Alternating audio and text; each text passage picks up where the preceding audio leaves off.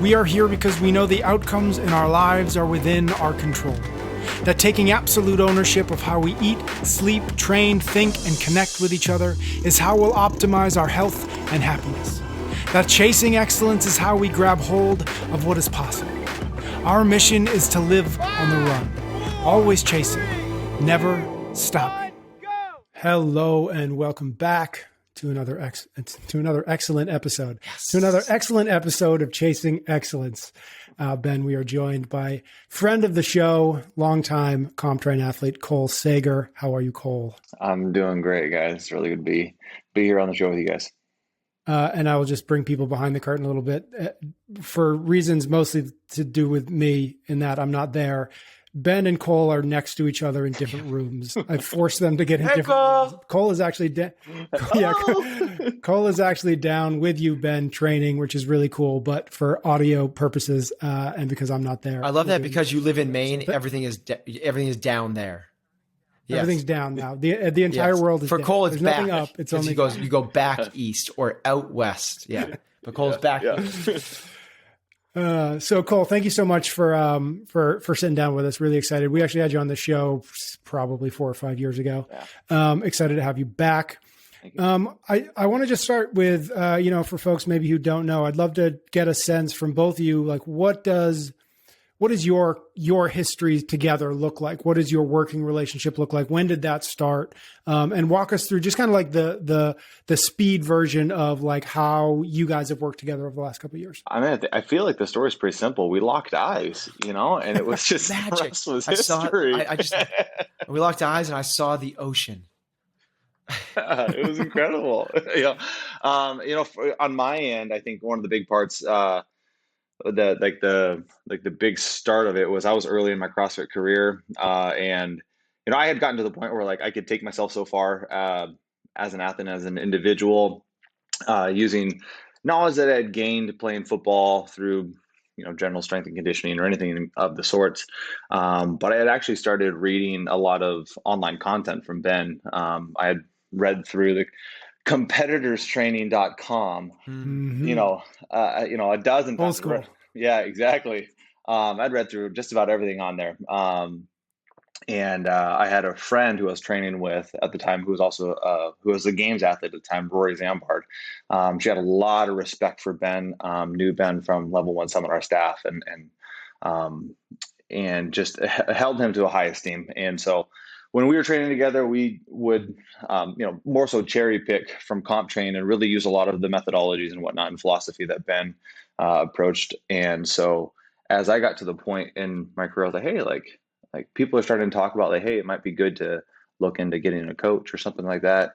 I really I'd been approached by a couple of different coaches, and I really looked at it like, hey, like if I'm going to be coached, I want to be coached by the right person, because I'm not the type of person that's like, I don't want to get into a relationship. I'm very, very much a relationship driven person. I don't want to get into a relationship that I don't see is going to be a long-term fit.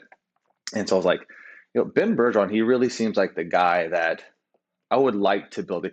He builds the athlete from the mind out, from the, he builds the person first. And you could see that, way back then. And so like, for me, that was a big drive. And then through some different connections, Matt O'Keefe has played an integral part in our relationship and just about everybody's relationship in the CrossFit space. Yeah, seriously. And through that, I got connected with Ben. I had the very, very fortunate chance to come out and do a training camp with him and his athletes for the 2015 regionals. And I joke about locking eyes and knowing that it was a fit, but truly like that was almost kind of how it happened. Ben was given a talk about the circle of control. And it was just really just captivated by the way that he wanted to coach people, not athletes, people. Like he wanted to coach people, and then obviously that makes a good athlete. And it was just like after that training camp, I was like, this was awesome. This was amazing to be out here and the type of people that I want to be around. So from my perspective and on my end, that's very much how it started. During that training camp, I have to share this. One of the regional workouts that year was Randy. Randy is 75 snatches for time. at 75 pounds. For Cole Sager, 75 pounds, it might as well just be a broomstick, a toothpick. It's nothing. During that training session, and it was that training camp, help me out, Cole, but it was you, Katrin, Michelle Latondra, Fraser. And Matt. Was Brooke Wells there for that one? Maybe not. No, that was it. So that was just the four individual athletes, but then you had your team. Oh, and the team back then. So we're doing Randy, and they're like doing it like, okay, so they're moving forward every 15 reps. They get to the last bar. Everyone kind of gets there together. Cole Sager ends up squat snatching 75 pounds, squat snatching 75 pounds for the last 5 reps, just because he was like, I'm not letting go of this thing. I got nothing left. No. You said that we had to go unbroken for as long as we could. Yeah. The fact that like the squat snatching was never like, it never even crosses like a potential option. It's like, it's so outside the realm. It's so amazing. Yeah. I just sent it, man. I was just sending it. Thanks for sharing. Everyone was like, was he squat snatching those? You and O'Keefe afterwards, like your heads were still. It's essentially, for people that don't understand what I'm talking about, it's essentially like, instead of doing kettlebell swings, it'd be like doing kettlebell swings and choosing to do an overhead squat at the top of each one for some reason. Yeah. Pretty accurate. Yeah. Ben, what would you say, thinking about, that was 2015. So we're somewhere in the range of 7 to 8 years of this partnership here. What would you say the biggest change, improvement has been with Cole as an athlete that you've seen from that training camp till now? Like, where have you seen the biggest improvements, the biggest change in a positive direction? Yeah. So the thing that got me excited about working with Cole was, Cole alluded to like the mindset piece of it, the person piece of it. That's what got me excited about it. So I wouldn't say a whole lot has changed there, because he's just an awesome dude. So like he had that. The biggest thing was from a like a true athlete perspective. He was a football player, so he could run someone over. He could have all the power in the world, but he had no endurance. He had no stamina. He didn't have any long and speed stuff, couldn't run for distance at all. And he's been, the words we use, has been completely stretched out. I think that Cole would actually say that's one of his biggest strengths now is his work capacity. He ran a marathon. He came in 3rd in the marathon row. Like he's in the 5K run this past year, you came in top 5. Is that right? Yep, top 5 in the that's 4th in that. So he's, from that perspective, he's completely transformed as an athlete. Still has his power, still has his athleticism, but now you couple that with the well-roundedness of the longer it goes, almost the better it benefits him. Yeah. Let's suffer for a long time. What I'd love to chat a little bit about what you guys are focusing on now. Like we had alluded to at the start, Cole, you're at CrossFit New England, you're down in Natick doing some in-person training. I'd love to know what that's like just for you, Cole, because I know oftentimes you're training solo in your garage. Certainly. What's it like being in the gym, being around Ben, being around Chandler, being around the crew?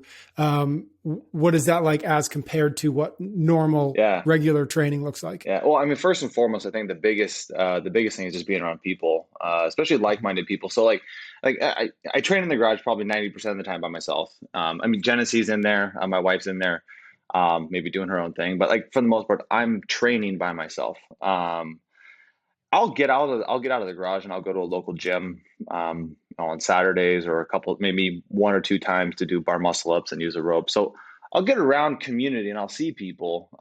But even in that space, I'm still training by myself.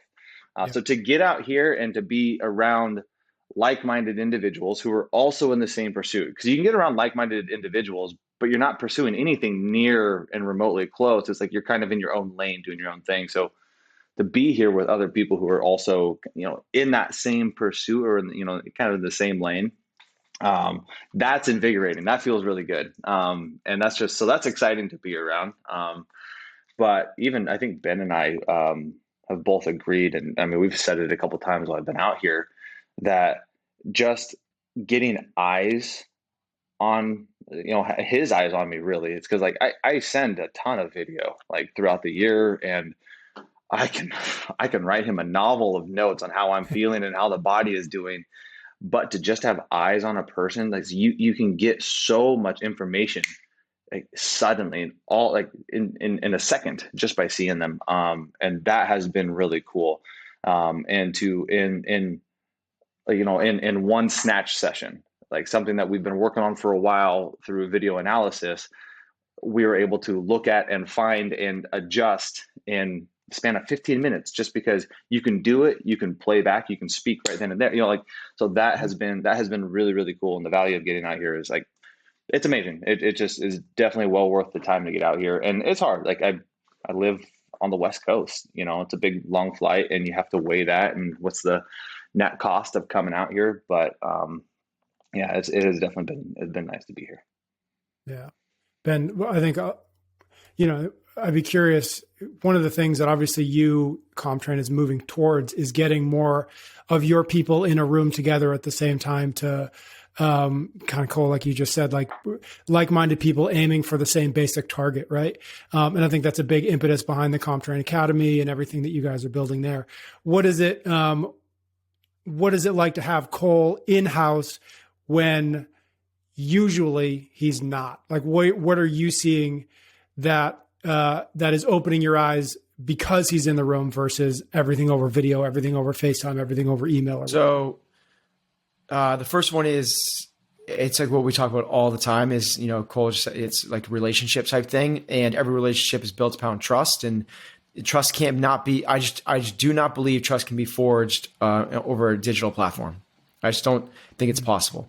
Which sounds weird that Cole's in a different room than me and we're connecting on this, when you're like, I can actually hear you talking. I know. But that we're choosing digital in this format. So I just really believe that. So having that is really important. We've discussed kind of like already while he's here, like we need to do this more this year than probably we ever have before. Can we do this? Usually it's like once or twice a year that we do this. Maybe I'll get out there once, maybe he'll come out here once, and we see each other at Wadapalooza and a semifinal or something like that. But we're really trying to like, can we do this, 3 or 4 times? Because we're both seeing a lot of the value in it. And what Cole's saying is all this, like we're working on the snatch or whatever it might be. And it's not just watching the snatch. It's like the stuff that happens around, it's like all the little stuff that happens around it and the body language that happens around it. And which you miss on video. Video is so transactional. It's like, here's this 4-second clip of this piece of my 24-hour day. And the more you get to see the life around it, it builds in so much into it. So me seeing how Cole warms up that was the most valuable thing. Like we never did the snatch session the first day because we scrapped it because I saw him warming up a certain way. And it wasn't like this is wrong or anything like that. It was like, hey, through the warm up, something really came to life, and wow, we could really. So you can't do that through video because he gives the programming. He does the whole programming. It sends me the programming. So now I'm assessing his programming. It would be overload from him to send me, another additional. You can't. It's a reality of remote coaching. You just don't get it all. Mm-hmm. And then the feedback loop of that immediate. It's one of the tenets of deep practice. One of the things you need in deep practice is immediate feedback. Now you can do that through Zoom sessions in real time, but even still, then you're in this one certain angle. Like Cole will see me, I'll take one angle, and then in the middle of his set, I'll run to the other side of him to get a view from the other side because it's like, oh my gosh, maybe this is happening. So it just creates so much more opportunity to do so many other things. And as you're alluding to with the academy type stuff and in person, I actually think it has more to like the biggest parallels I see is everyone's talking about in this pandemic world about how people can go to remote work. Mm-hmm. And what I just said, like, it's the same thing as a work environment. I don't see the way people are when they're going to the water cooler and how comfortable they are at their desk. And when they hang up the phone with that client, what's their body language saying? And that's, if you really want to build something really special, you gotta have the real connections. And I I feel bad when I hear people saying we can be more productive from working at home. I just think that those people, yep. And if it's all about transactional experiences, you can be more productive in terms of measuring widgets produced. But if it's a matter of fulfillment and creating something magical, you can't experience Disney World remotely. You have to experience it in person. So, do you guys think, because you're both obviously well inside of it, are we moving in terms of the sport of CrossFit? Is the sport moving to a place where it's going to be necessary for coach and athlete to be in the same room 90% of the time? Because that's just where, like, if that's where we find the 1% improvement, like that's what we've got left. Or is there still, or maybe, in perpetuity, are we going to be able to have relationships like you guys have where it's still productive, it's still valuable, it's still useful, it still works, where coaches on the East Coast and athletes on the West Coast? Are we just moving to a different phase of the sport? I'll take it. I don't know. I don't think we're moving there anytime soon. Because there's not enough opportunity in our sport, is the honest answer. Yeah. I think that what we're probably going to be seeing pretty quickly is more of like all other individual sports in our country that don't have lots of opportunity, where you train on your own and then you go to a camp, to a Olympic training center. Training facility. Yeah, exactly. You spend time with coaches and you go back to live and do your stuff, but you got to work for FedEx and wait tables, and you go back and you do this thing. I think we're in that hybrid model right now, but the very few elites, like Simone Biles, doesn't do that. She has a coach full time. Yep. Michael Phelps didn't do that. He had a coach full time. But for the 99.9% of the elites, I'm not talking about the world, like even of the elites, 99%, I think at this point will still kind of be in this more transitional phase until the sport matures a little bit. Mm-hmm. But I mean, still, that's not to take away from the fact that I think that, our sport has always been in the aspect of anyone who can be in person with their coach is going to benefit from that. Like honestly, Ben and Kat proved that really early on in the sport. So, I think athletes taking advantage of that whenever they could is extremely important. And, it's part of the reason why I'm here now, and I have family back home and stuff, but it's like, hey, no, I got to get out there because the value of being in person is there. And, I think the more and more athletes show that and prove that, I think more and more athletes will work to try to make that happen as well. Cole, you're what I would say is probably among the first kind of generation of CrossFit athletes who can make the sport of CrossFit their career or their job. Yes. Or their full-time endeavor for as long as they can make it that full-time endeavor. Mm-hmm. I'm curious, kind of, what are the challenges of that, given that, like Ben just alluded to, like we're in this weird transitional phase where you can kind of do it, you can't really fully do it. Like, what are the challenges that you're finding in practice, in real life and everyday life, making this, really forging this along with all the other athletes who are doing it, kind of forging this path for the athletes in 5 years who you're going to have kind of plowed this for them. Yeah. What is it like now, kind of figuring it out as you go? Yeah. It's really interesting you say that because, you're totally right. My class, which was the 2014 class, I would say that about 50% of the field was new, fresh faces back then or something like that. It's a big influx of athletes. And of our 2014 class, there's only a handful of us that are still competing or that have consistently been to the games. But through that time, one of the things that I've noticed that is those who have been to the games every year since then, since 2014, they've been able to make a living, or we're, one of the few, some of the few who have been able to do this as a full-time gig. And that has been one of the biggest challenges over the years. It's come down to consistency year over year. Are you going back to the games? That has been the number one marker. It hasn't even been placement so much as just, have you been a games athlete year over year? And then obviously placement plays a very large role. That is just like like that's an influx of possibility and opportunity. The higher you place on the podium, there's an influx of opportunity that comes your way. Just about everybody starts reaching out. And that is still, even for me, on my end, every year that there's been a direct correlation. It's like, I make it to an 8th CrossFit game and there's consistently opportunities available, but I make it to my 8th CrossFit games and I place on the podium, or I place top 10, or I place 14th. Like, there's a direct correlation to how much opportunity starts coming to my inbox, or, and so on and so forth. So there's that component. And then the other component that I've noticed a big shift in is the influence of social media in the space. And I've noticed that from 2014 to now, how we're not just being looked at as athletes, now we're also being looked at as fitness influencers. And so there's balancing that and finding, for me personally, it's finding the right balance of, do I want to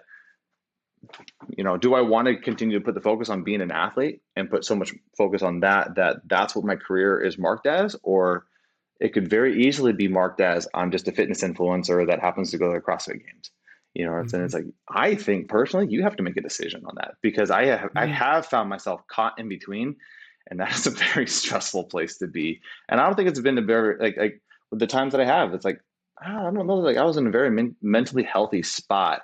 And it wasn't the best, definitely my best mental space when I was caught between the two.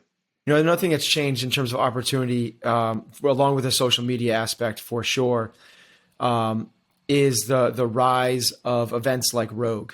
It used to be just the one singular earning opportunity throughout the year, and the other stuff was like, you could win $4 or $5 grand at something. But what Rogue's done is matched, or even potentially in certain circumstances, surpassed the earning potential of the games. Yeah. Well, if you were able to get 2 more of those a season, let's call it like Wadapalooza in Dubai or West Coast Classic or something like that, and athletes had the choice of choosing 3 of those 4, and each one of those had like real earning potentials, even for the 14th and 15th place finishers. So really giving our earning opportunity for the top 20 in our sport to do this comfortably. That's a transitional phase where, Rogue sort of did it 2 years ago. Then they had the online one, and they really did it this past year. And I think they really kind of like put a stake in the ground pretty well in terms of like, this is the expectation for event organizers.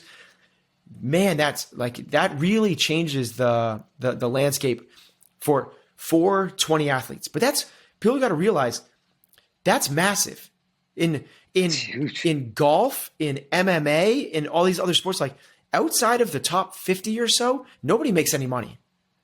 So, and for sure in wrestling or swimming or gymnastics, or if you're outside the top 50, you make 0. It's like nothing. Yeah. So people got to stop complaining about the earning potential, because it is happening now, and it's more democratized than a lot of the other sports at this point. And certainly from a male-female's perspective, like we're crushing it there. I think gymnastics and tennis might be the only ones that are close to what we're doing.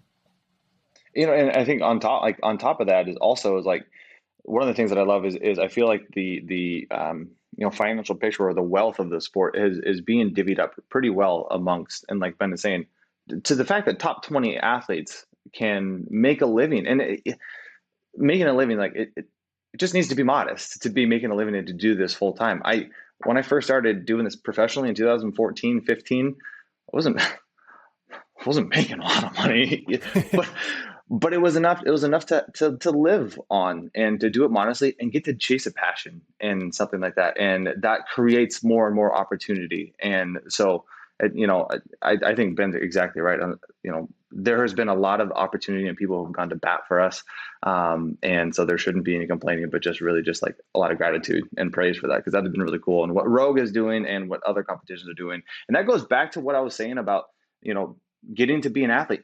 Because of what Rogue is doing and other event organizers are doing, that gives like us as athletes, like, can we put more of our effort and energy into being the best possible athlete that I can possibly freaking be, versus having to balance, like, okay, like I also need to, be a social media influencer or run a YouTube page or anything in between. It's like, I'm going to spend these next 5 years. I'm going to see what kind of athlete I can be and, what I can create within this world and give back into the world through that platform. You know what I mean? So, I'm glad you brought that up, because that's a great thing I see transpiring. Cool. One, I miss your vlog. I thought it was one of the better of the CrossFit Games athletes, and so I do miss it. So if you ever do bring it back, at least you've got it. That's what you talk about. This blur between athlete and social media influencer. Totally. It's like that's a hard place. But that's my question to you, Cole, is thinking about your experience in that blur, in that trying to do these two pretty different things as well as you can.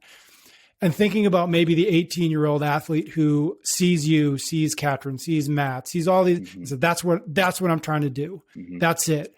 And also at the same time seeing, I think I need 200,000 people on Instagram. I think I need a vlog. I think I need X, Y, and Z, all the shiny things.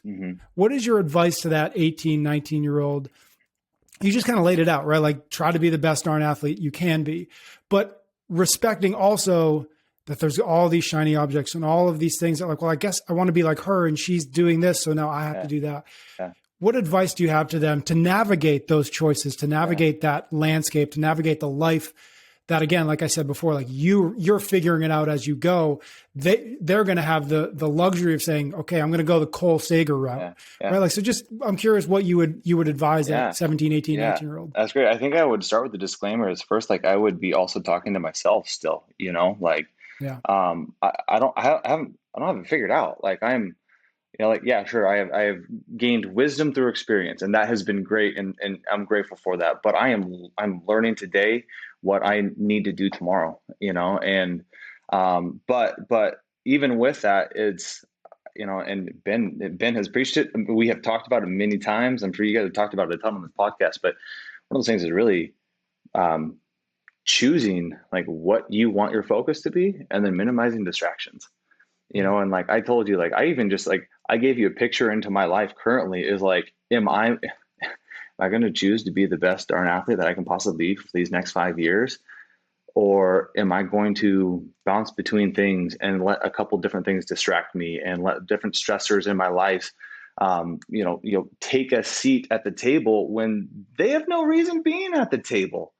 They don't need to be there, but I'm letting them sit at the table for some reason, because maybe possibly that could be cool because I see somebody's Instagram that it looks like it's cool, but like you don't see so, I mean, I'll paint a picture for you too. I enjoy doing YouTube. Like, that was a lot of fun. A big part of it was like, hey, like I see an opportunity to give back to the community because I've had so many people ask a lot of questions on Instagram, as I'm sure a lot of other games athletes do.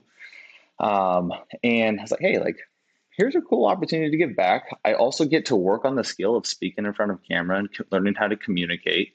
There's just some other aspects, learning how to edit video and learn everything about cameras, which is becoming a very popular thing. I just thought it was an opportunity. Like, hey, there's a lot to learn here, and it could be valuable. But an 18-year-old watching some of my vlogs and then also seeing me compete on the competition floor and be like, hey, I want that. That looks, that could be cool to stand on a podium, have a YouTube channel. Like, wow, that could be cool. But what they didn't see is I was training in the garage, the 5 to 6 hours a day that I was in the garage, distracted and having to balance how much of this needs to be on camera, how much of it shouldn't be on camera. Going to social interactions. This was one of the hardest parts, is going to a social interaction and never getting to be in the moment, because you're always wondering, like, should we be capturing this? Could we? But then the other side of it is, so the 5 to 6 hours of training, but then I was working a part-time job editing video, and uploading things onto YouTube. And there's just so much these days put on the glamour of the result, of the product that you're getting from it. But, there's not a lot of praise for kind of the hard work that has to be done behind the scenes. You know what I mean? So all that's come back to is like, picking your focus, because whatever your focus is going to be, there's going to be a lot of hard work involved with it. And you got to be willing to really dive into that and dive into it really, really well, because it requires a lot and it deserves a lot, and it deserves a lot of attention. Where one of the things we wanted to chat with you about, and I think maybe this is the segue opportunity here, is becoming a father in the last year. You can give us the exact time frame, but I certainly do not want to imply that YouTube and having a kid are the same thing, but they're a challenge nonetheless exists in both of them, in the sense of like, I used to be able to spend 6 hours doing this thing that I love, and I could say no to everything else if I was really disciplined about it. And now you've got this new thing, this new pull, this new desire, this new challenge. And so I'd love to kind of walk into the conversation of what life has been like since becoming a father, and the lessons, the wisdom that you've been able to glean from that. Yeah. I think just even jumping back to like what I was just talking about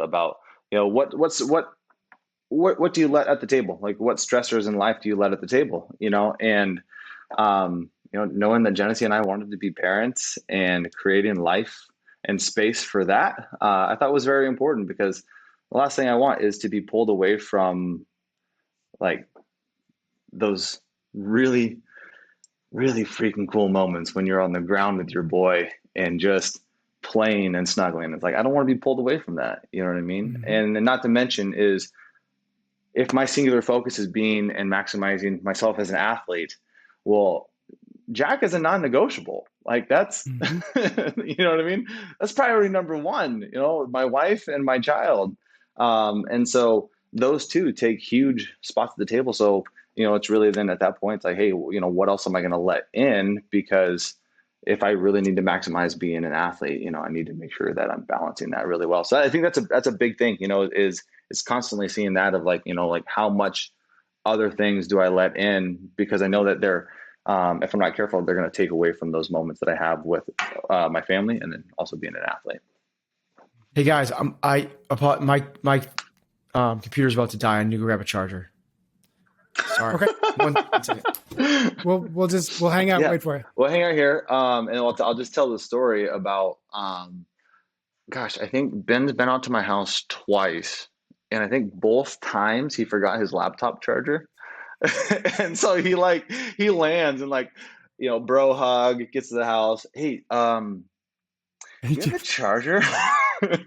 It's like, that's fitting. That sounds about right. Yeah. I always joke with him. I always give him a hard time too, because his phone battery always seems to be at like 5% or something like that. Yeah. And I think it's because subconsciously Ben just wishes all of his electronics would die and then he would never have to turn them back on. And so just like the little part of his brain's like, no, just leave that there. Then I can't charge it. That's how he's going to minimize distraction, That's right. That's right. Let's keep rolling because why not? We can wait for Ben. Because one of the things we wanted to talk about is the challenges that you and Genesee did have with the baby. The baby came 3 months early, which my first son came 5 weeks early, and that was hard and that was crazy. But when I think about what you went through versus like we were in the NICU for 3 days, 3 nights, and I think you guys were in there for 3 months. 3 months, yeah. And so just like walk us through that experience, walk us through the challenge that presented you, and we can walk into how that affected your training and all that stuff where it's appropriate. But I'm just really curious, just like talk to us about the challenge of that experience and what you learned from it. Yeah. I mean, obviously the challenge of it is, I think first and foremost, it's the unexpected, it came out of the middle of nowhere. I haven't really shared this story at large, I never went to social media to take note of here's the whole full script. And first off, thank you for giving me the space to talk about it. And I'm happy to share whatever you guys want to ask about it. But for us, we were, we had our 20-week ultrasound and everything looked beautiful. He was I think it was near like the 40th, maybe 35th percentile. Everything looked good. The placenta, the umbilical cord, everything. Just he was looking just like a little magic little peanut, it was great. And we leave that, we're high on life. And 28 weeks, so 8 weeks later, it was on, which would have been the 30th. So the day before New Year's Eve, we're lying on the ground. And first and foremost, like, I don't think the mother's intuition, like natural intuition, gets praised enough. Like, it is, that is such an incredible thing. And just like how, like, their intuition is just phenomenal. And Genesee was like, something feels wrong. And we had been reading a bunch of things, and we'd been told things by friends and family, like, hey, right around 28 weeks, the placenta grows a little bit bigger. The baby also maybe had like a little growth spurt in utero. So you might feel him moving differently. He's a little bit stronger. So you'll feel a different type of nudge. Like, there's an explanation for just about, anything that you feel, and trying to put moms at ease, like, hey, your baby's going to be okay. Right. Yeah. And this wasn't the case for us. Like, it wasn't that your baby was going to be okay. It was like, wow, like, your intuition really kicked in, because she was like, hey, something is different. He's moving differently. The kicks don't feel like kicks anymore. They feel more like flutters, or like little, just soft little, like, I guess flutters is probably the best way to put it. But we spent probably 4-ish hours or so the night before his birth trying to get him to move, drinking all of the sugary drinks that every wife said to say, cold drinks, caffeine, laying on her side, trying to get him to move. And it was just a really uneasy night for us. And we went to bed really late, woke up pretty early just because neither of us were getting any sort of sleep. And she was like, it just feels off. And I was like, let's go. We're going. Like, I'm the first to pay for peace of mind. And if this means that you're going to have peace, yep, we're going to know, like, let's just go.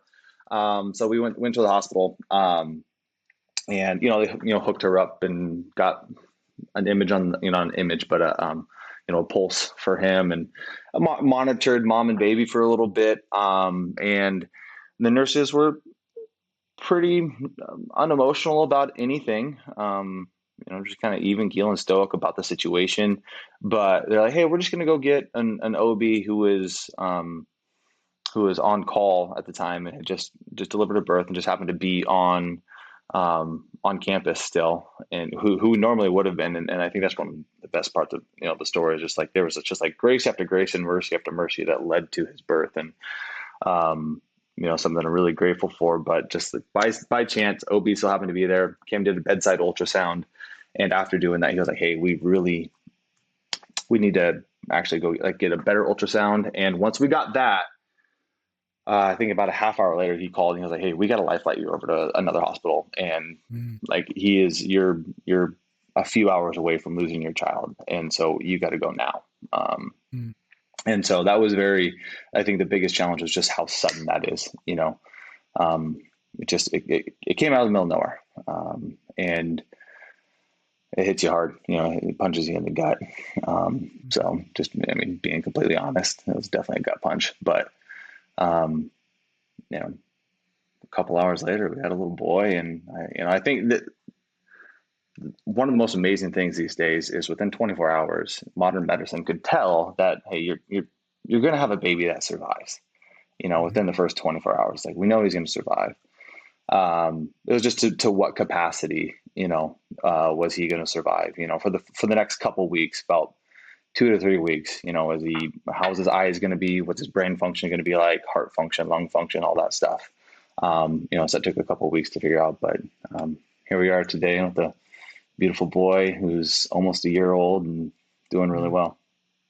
So I'd love to lean into that a little bit, Cole, if we're okay with it.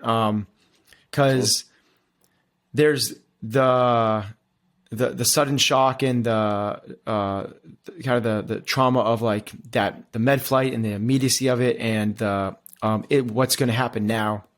And then Jack's born, and he's born under 2 pounds. He's 1 pound, 12 ounces. So a tiny little guy, and now he's healthy, and now he's doing great, and now he's thriving. So it's so easy to look back in hindsight and be like, kind of gloss over all the rest. But, totally.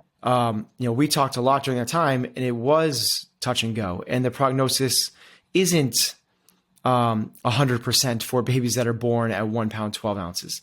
And if it is survival, it doesn't mean that they're going to survive and thrive. It's kind of like what is going to be the complications. So because of that, I bring it to light because as I got a view into the way that you and Genesee handled this situation, man, I gained a lot of respect. Like you know how much I respected you already, but this was, there's people that can talk the good game, right? There's people that like, we're grateful and we have faith and we are full of love and we have perspective and until something like this, honestly, like this happens, which makes you question everything. And so quickly you can pull into the victim mindset or a pessimistic mindset, or no one would fault you for being scared. No one would fault you for being frustrated. And holy crap, watching you in the conversations, this is not you putting on a front for your coach. But the thing that resonated with me so much was we'd have these conversations and Cole's like, he's Cole's being Cole.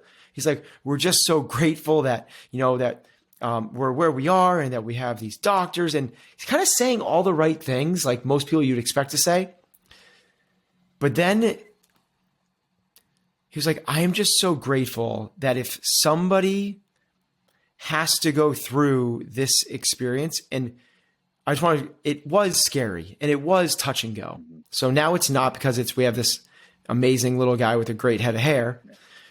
Oh my God. And like, where did he get that right from? Like, let's be real. But then like you said, and it wasn't just like, I don't know what's gonna happen. You're driving to and from the hospital multiple times a day, spending most of your time in a waiting room chair, in the midst of like a pandemic. It's like life was not smooth sailing at all. Life was as fragile as life could be and as disruptive as life could be. While doing this, you're trying to train and qualify for the CrossFit Games. If you don't, your future financial situation is in jeopardy. Like, I'm not trying to like, exaggerate this. I'm trying to like, you're so good at like, but this is where we were. And you said a couple times, if somebody has to go through this, I'm so glad it's Genesee and I, because we can handle it. Like, holy crap. And like, it's not a matter of this is even like optimist, this is going to be okay. It was a level of gratitude that you got to experience this instead of somebody else. It was the opposite of the victim. It was like, I'm glad. I'm glad that this, I'm going to call it trauma, is happening to me. Yeah. Like, I'm glad that this is happening to me. And that's where I was like, Cole Sager's the real deal. Like, you can bounce back from a bad event at the games. You can have somebody say something negative about you on social media, but having your son's life hang in the balance, your career hang in the balance, and the most disruption you could possibly have to your daily life, and you're glad it's happening to you. Mm-hmm. Damn. Thank you. Yeah. So I know you're a man of faith, but I'm wondering where that comes from. Because when I was walking through that with you, not hand in hand, but we would talk every week or so, it really seemed graceful. It really seemed peaceful.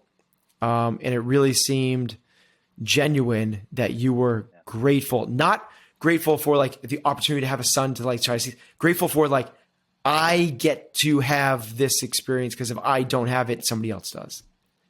Mm-hmm. Where does that come from? I think that was, without getting too, theological and stuff No, let's do that. That's and what we do whatnot, here. but Let's go. yeah, Yeah. yeah, being a philosophy. I mean, you know, I think one of the things about like what society would deem me as, deem me as a Christian man. I don't know so much that I would necessarily say that I am a Christian, because that has such a connotation in today's culture, as much as like, hey, like I'm a follower of Jesus, and a believer in the Bible, or a man of faith. I have a relationship with God. That is a little bit more of how I would define that off the cuff. But in the Bible and Scripture, really the story that's being painted is this amazing amount of grace that has been given and been shown to humanity out of love, out of an unconditional love, and this beautiful pursuit that God has for humanity and mankind, because of His obsession for us, not because we have done anything to deserve it,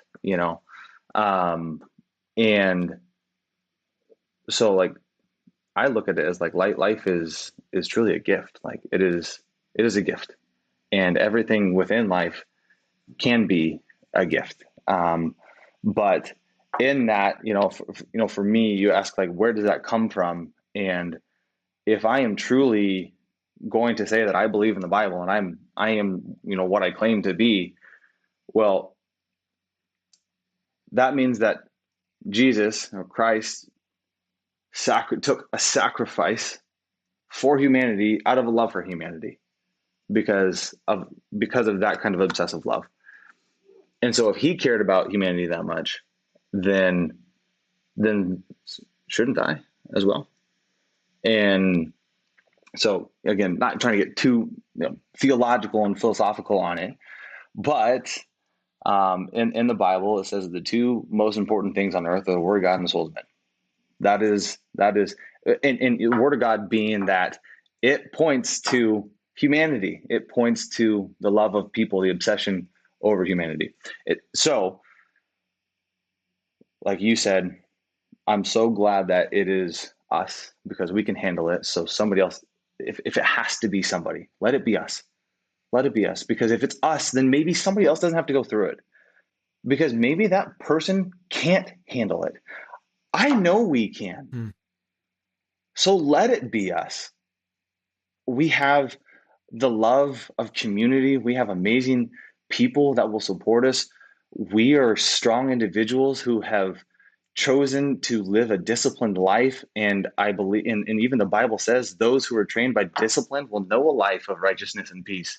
Like, we choose to live that life so that when times come and we get punched in the mouth, we're fine. We can take it. We can handle it. And there's actually a scripture that I was just reading the other day, a verse out of the Bible, that says something along the lines of, we glory in suffering because suffering produces perseverance. Perseverance produces hope, produces hope, and hope character. And so like there's a string there of, it starts with trauma, it starts with difficulties, it starts with challenges. And in those challenges, you have an opportunity to be refined into something more beautiful, better, full of wisdom, full of kindness, full of all the good things that we want to be. Consciousness, like, it opens the mind to world and brings perspective and clarity into your world really fast, really, really fast. And so we can glory in that trauma and those challenges. But for me, it was very much this love for humanity. I will, I'm willing to sacrifice a lot of my own comforts, and obviously I think that, everybody can talk a big game. So I'd like to say that I will sacrifice so much for, other people, but you don't know until you actually put money to put where your mouth is. But, it's like, I really feel like I would go through and sacrifice a lot, for other people, a lot of my own comforts for other people. And so that's really where I think that stemmed from, is that thinking and that belief and value. when you're in the midst of that and you're sacrificing a lot of your own comforts and you're going through this trauma and this difficulty, is it unwavering, or is there moments where you and Genesee question things? Yeah. Yeah. It's actually, that's a great topic. And that could be a completely different podcast and like length, you know what I mean? Like, but I am a huge believer that like science and faith really mix really, really well. And so like what you're talking about, like where you discipline matters, and sleep and good nutrition and good hydration. We and just talked about exercising. this. We just literally just talked about this. Yeah. Oh, really? Yeah. Like when you're going through all of those, when you're going through difficult times, you got to lean even more into those things. But yeah, way more into those things, because like the level of stress you're already feeling, if you aren't dialing all those other things in, it's just going to make it even harder. And then it's going to be harder to keep a positive attitude. And that's where discipline really produces, like I said, like a disciplined life produces peace. Like, so yeah, discipline is a challenge and it's unpleasant at the time, but you're going to reap a great reward from it. So, I mean, absolutely not. No, it's not unwavering. It is challenging, but surrounding yourself with wise counsel, sleeping well, eating well, having positive conversations or people who can speak life into you. Those are all really important things that we should all be doing on a regular basis anyway, but it's extremely important then as well, and you and I got to talk, and even just having you given me the space to talk, to be heard, you listening to me and getting to hear where my thoughts and my feelings are. That's a healthy thing. That's a therapeutic thing as well. And so, no, not unwavering, but definitely something worth fighting to maintain.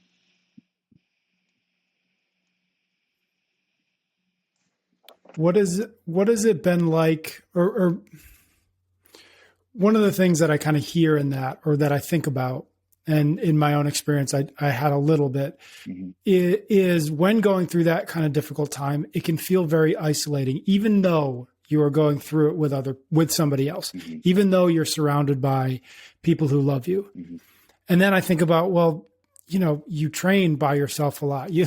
There's a lot of solitude in your life, both seemingly voluntary, and then in some cases, in challenging times, involuntary. Are you comfortable in solitude? Is that something you've learned to be more comfortable in? Do you seek it out? Do you deal with it? Like, what is that like? What is solitude like for you? I sought it out really early, at a young age, because I knew that through some like life experiences, I learned that it was a place that you needed to learn to be comfortable. I had some friendships that kind of, quote unquote, like I felt abandoned in, or if you will, I was 11, 12 years old, thought you have best friends. And then all of a sudden you're just kind of like isolated and you're like, well, I kind of feel alone, or, like whatever, like there was just some things that happened when I was young that kind of, I was like, I need to learn how to be comfortable in solitude. And I shouldn't have to have my friends next to me to go to the weight room by myself, or go to the weight room. I should be comfortable going there by myself. I don't need to spend every waking moment XYZ, right? And so at a young age, I definitely noticed that learning to be comfortable and thrive in solitude was a very valuable thing. And that has definitely carried, even through college, playing the team sport. Loved 6 a.m. workouts. Those were great with the team, but I was the guy that came in the afternoon at 2 p.m. by himself and to get my second session in, which I really think translated really well to double days with CrossFit. I'm just saying, but learning to be really the captain of my own ship, and I can't remember that quote exactly, but the captain of my soul, destiny, and something with that, right? But really steering and navigating where my soul is headed, is like where I want to go. That's on me. I have to take ownership for that, and learning to be in solitude, I think, was part of that. Yeah, love that. Starting to wrap up. I've got, we got both, I've experienced it, but we also get a lot of questions from new parents about how to navigate training, how to navigate health, how to navigate all the things that looking back, you're like, why did I struggle with that? It was like, I shouldn't have struggled getting to the gym before I had kids. It was so much easier. And now it's just kind of an appreciation. So for the folks out there who are new parents, obviously your training is significantly different than those of us who are just, trying to get to the gym, for 30 or 60 minutes a day. Mm-hmm. But I'm curious what lessons you've learned with a baby in the house as it relates to taking care of yourself, taking care of what you need, both mentally, both emotionally, both spiritually, both as an athlete.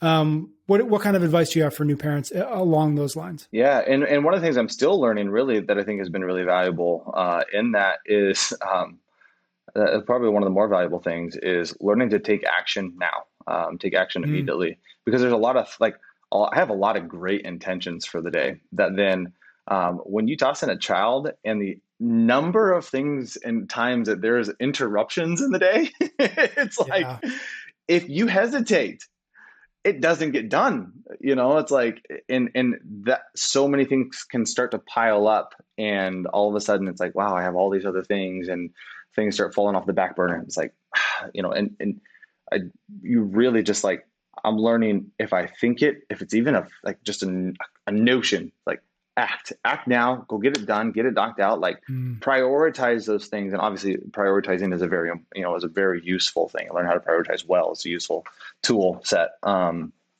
I think that's one of those things like if you even, you have to expect to be interrupted, and just because the day is, and that's okay, as it should be. That's part of parenting. It's part of the glory of getting to raise a child. And that's, sure, it's not easy. And you're probably, as first time parents, Genesee and I were used to having as much time to talk as we wanted and to talk about what we wanted and do what, it's like we had freedom. And now there's the interruptions like that. So we just have to be, again, it goes back to that discipline aspect of just disciplined with hey, we know these need to get done. So whenever there's an opportunity, act now.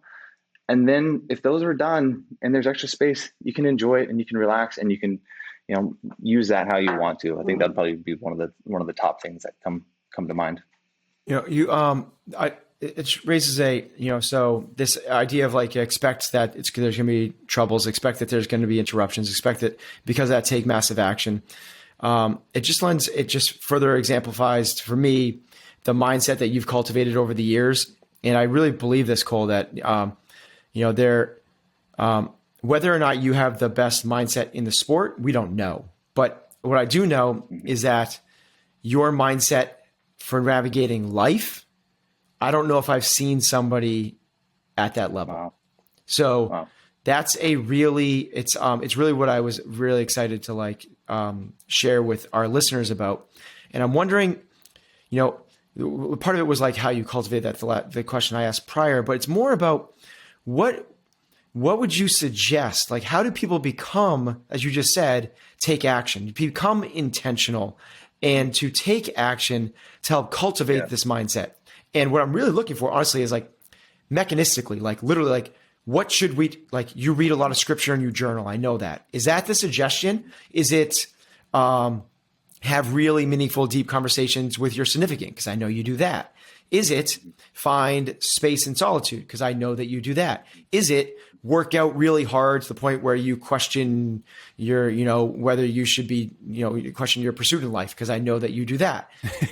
What for you would be the what's in the toolbox that you found to be really powerful levers that you've pulled to help cultivate this mindset? Yeah. Yes. Yeah. Right. You just said it. Okay. So then the question is rank them, like something like that. Where would you lean to? Yeah, no, honestly, I mean, all the things that you just said, those are all very important things that I would put, they're all up there. They're all very important. I think challenging yourself. And I do that. I think that you can do that really well. Sports and exercising hard, that's like living life in fast forward. It's you learn life lessons in the matter of a span of a training session that some people won't learn in a lifetime. Like it's really quite amazing what we can learn in a season. You know what I mean? So yeah, I think that getting outside of yourself and challenging yourself, but I think what you said in all of those, like, talking to your spouse, finding time in solitude, journaling, reading scripture, it's like you're spending time reflecting, but you're also spending time getting out of comfort zones is like running away from comfort zones. And in that, if you can be brutally honest with yourself about your self-reflection and asking the honest questions, one, to truly be curious of how can I get better? Because that's the deep conversations with the wife isn't like deep conversations just because there's fun. It's like a lot of them are deep because it's like, hey, I'm trying to root something out of me that is, I think, toxic and poison. And they get deep because they're deep. That's a deep thing that I'm trying to get out of me. How can I do that? And I have a genuine desire to rid myself of those. I'm reading scriptures because I want to rid myself of things. I'm journaling because I want to see where my genuine thoughts go.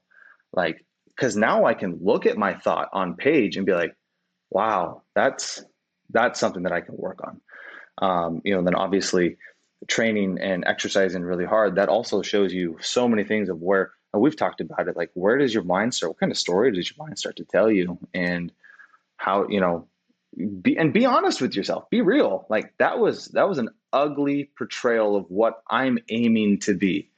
I did not do that good. I need to adjust that. And so learning to how to reflect and be genuinely honest with yourself and have a genuine desire to change it, I think is where you start. I think another thing that you guys do well, and I say you guys, you and Genesee, your wife, do really well, is that genuine honesty with each other. I think that you guys have a really strong respect and deep love for each other to the point where you can have embrace harsh realities and have hard conversations. And or maybe that's just because Genesee's a badass. Like, but like you guys don't. Also doesn't pull. That's literally the words I was going to say is you guys don't pull punch. She doesn't pull punches. It's like, Cole, like, no, this is not and you guys can just, and not in a no, like, you're doing this wrong, I think we should. It's like from this true sense of deep compassion for you. You can tell it's real. So I just want to highlight, because I know you guys pretty well, some things that, like, you guys don't watch any TV news. You guys don't watch movies at all. Like, and I think that allows you guys don't socialize a lot. You guys it's the two of you in your room in your house, going through your daily routines together. And it allows for a ton of connection and a ton of space. And I think that's really rare, that people could use as more of a litmus test to lean into. Because I think most people struggle with that true connection with their spouse because it's a little more in the slivers. They see people before work for the 35 minutes, then they leave for work forever. Yeah. They come home. There's all the commotion and confusion of the kids and the dinner table and all this and all that. Then they pop on some Netflix. They watch the news. They watch their thing. Then there's the commotion of going to bed, and they go to bed. It's like this rich, and they're not really getting into. Yeah. You guys are in this constant, deep, reflective and introspective state 24/7. It's like always happening, where what you said, it's this constant strive for betterment. Yes. Like, how can we be better at, distance running? Yes. How can we be better at cycling a barbell? But it's also, how can we be better at navigating life? And I think that's what, me from the outside looking in, I think that's what set you guys up to be able, for success, to be able to deal with arguably one of the hardest things that you guys could possibly go through. Having a child's life hang in the balance. I just can't imagine something more challenging than that. And you guys did handle it with such grace. And I think it's because of all the space that you guys created to truly understand what's important in your lives. It wasn't artificial. It wasn't imposed by somebody else. So, the other way of saying this would be like, the ego is this storytelling machine that creates self-importance and narratives about our lives through our past conditioning and anxieties and fears about the future. Well, you guys have melted that so much to experience the realities of life. And to your point, it allows you to simply say, like, I'm glad this is happening to us because we can handle this. Like somebody else might not be able to handle this situation. I have enough compassion and love for humanity that I don't want that burden on somebody else. Gosh, I'm glad this is happening to us. Like, wow, man, it's a really cool thing for the 7 years we've been together to see what in the moment we would never have called work or preparation. We would have called it living life. But allow for you to, I think it just goes to like the things that we talk about on this podcast a lot. It's for we are preparing to be able to handle life on our terms, regardless. Yes. Actually, and I love that. And I know, we're coming up to a close here, but you're absolutely right, because I think that one of the ways that we really focus on choosing to live our life is everything that we go through day to day is something that we can learn from and setting us up to manage the chaos and the traumas and the challenges that life throws at you.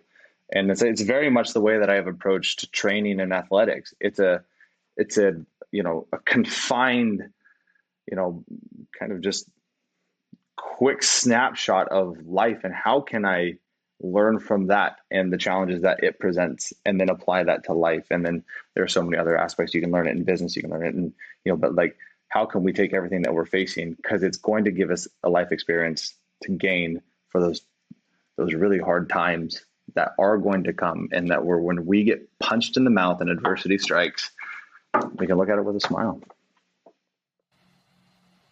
Good place to wrap up. Cole, thank you so much thanks, for guys. Taking some time out to chat with you, to sit in another room from Ben and talk to him. I know. I miss Ben. I miss you. But I'll see you in 9 seconds. Cole, we'll have to have you on again, because this has been great. And I think we're just starting to scratch the surface of some really interesting things. Yeah. So thank you.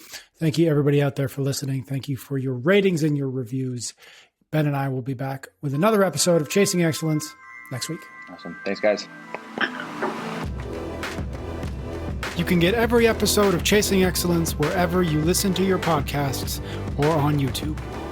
Until next time, thank you for listening.